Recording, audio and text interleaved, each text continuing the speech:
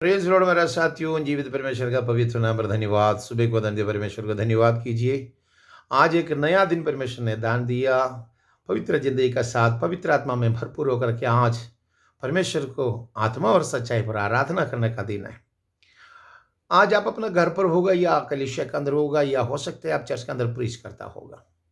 परमेश्वर का आत्मा हमसे आज एक याद दिलाने वाली एक बात है, पवित्र जिंदगी जीने के लिए याद करा रहा हूं। आज पवित्र आत्मा का मस्सा के साथ आगे बढ़ने वाला दिन है। दूसरा कोरिन्थी 7 अध्याय उसका 1 में लिखा हुआ, मेरे साथ पढ़िएगा। हे प्रिय, जबकि ये प्रतिज्ञा हमें मिली है, तो आओ हम अपने आप को शरीर और आत्मा की सब मलिनता से शुद्ध करें। अपने आप को मलिनता से शुद्ध करें और परमेश्वर का भय रखते हुए पवित्रता को सिद्ध करें। कितना गहरी बातें दी है मेरे साथियों। सजनों, ये बात को समझने का कोशिश करना। बोलते जो है, ये प्रतिज्ञा हमारा साथ है। परमेश्वर का प्रतिज्ञा या वादा हमारे साथ वादा किया उसने।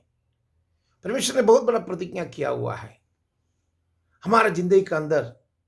अगर तू तौबा करके परमेश्वर के सामने गुनाह के इकरार करते हुए वापस आएगा तो आनंद जीवन तुझे दान देगा बोल के, उसका साथ महिमा में तुझे उठाया जाएगा बोल के, उसके साथ संतान बन के जीने का अधिकार देगा बोल के परमेश्वर तुम्हारा साथ प्रतिज्ञा किया हुआ है। ये प्रतिज्ञा दुनिया का कोई सीट देगा बोल के नहीं है। भलाई करना तेरा पीछे आएगा पक्का है, अगर मसीह को पीछे करेगा तो। इधर देखिए, परमेश्वर का वचन का अंतर में जो दिखा हुआ बात है, गहराई के साथ बता रहा है।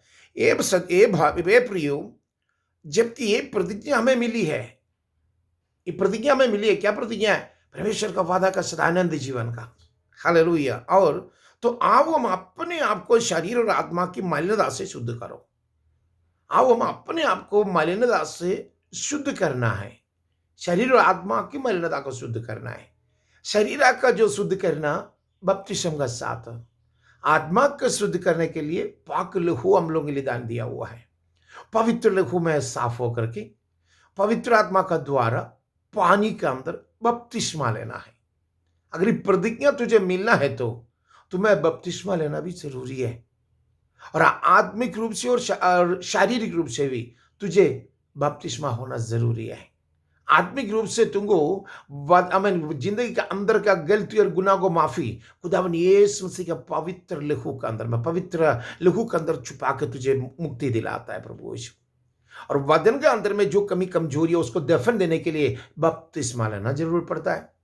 इधर देखिए, हम अपने आप को शरीर और आत्मा की सब मलिनता से शुद्ध करें और परमेश्वर का भय रखते हुए पवित्रता को सिद्ध करें। परमेश्वर का भय रखना है। और बपतिस्मा लेने के बाद दोबारा कोई गलत काम पर ना जाने के लिए, अनजानापन कोई में आ गया तो उसे माफी हो सकता है। जानबूझ के कोई पाप करेगा तो उसे माफी नहीं हो सकता है। बात को याद रखना। अगर अपने आप को शारीरिक और आत्मिक शुद्ध करे और परमेश्वर का भय रखना है तुमको, जिस तरह माँ बाप के ऊपर कॉन्फ्लिक्ट है उसी तरह परमेश्वर के ऊपर में भय रखना है, उसे आगे रखना भय। देखिए, परमेश्वर का प्रतिज्ञा या प्रोमिसेस दूसरा कोरिन्थी पहला अध्याय उसके 20 में लिखा हो, देख लीजिए।